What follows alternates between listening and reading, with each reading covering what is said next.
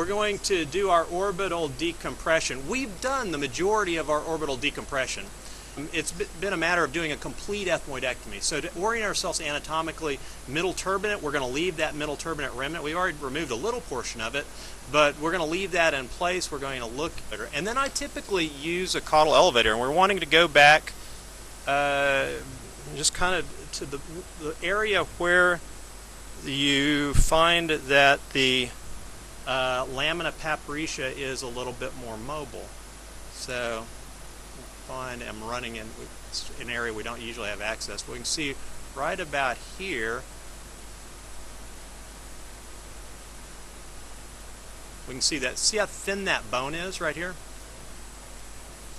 So some of this bone will be along the lamina papyrica will indeed be paper thin. But what we want to do is just actually get a purchase. Sometimes this is a process that is relatively easily performed. You can see that little bits of bone right here. And then sometimes it's actually a little bit more difficult. But if you've been living right, the bone comes off in big pieces like this. Sometimes it will come off in smaller pieces. Our goal is actually to remove from the ethmoid roof. At first we go right down to this maxillary strut, and then we can go below that maxillary strut into the maxillary sinus. So you can see how easily that comes off. Our periorbita is intact. You can see the yellow of the fat. And it's an exercise in simply removing that bone. Now I want to point out right here, and this kind of goes along with yesterday's lecture.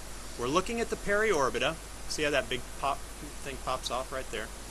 And there's our medial rectus muscle right here. See that? The reason we can see that and see that it goes away here is as we come forward, it's actually invested in fat. So if we inadvertently, during our endoscopic routine endoscopic ethmoidectomy, get into the anterior portion of the orbit, frequently we'll see orbital fat. Posteriorly, however, that buffer of protection, which is the fat, goes away.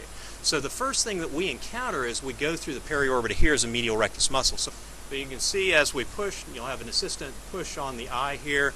We really want to get this open to within a couple of millimeters of the rostrum of the sphenoid, which we have right back here. You can see the bone starts to get much harder back in the posterior area. All right. So what we want to do is actually incise the periorbita, and as Michael had suggested, there's the medial rectus muscle, and I actually don't incise over the muscle because I want to protect the muscle. But I think a couple of the principles, 2 to 3 incisions. I usually use a Bard Parker number 12 blade, but we'll come right in here and incise, and it's thicker than you think it's going to be. And the reason that the Bard Parker blade kind of works really well for this is it's a larger blade. So as we push now, we can actually start to see, and you can see through that pushing motion that there's an area where we're not completely through the periorbita right here. So we want to come back and release that. And that's part of this exercise. So there's one incision, and then you can come inferior to the muscle. Once again, go back to the bony limit of your dissection. Try not to poke the muscle like I just did. Okay, let me have a sickle knife. I need a little bit more sickle to it. I need a little bit more curvature.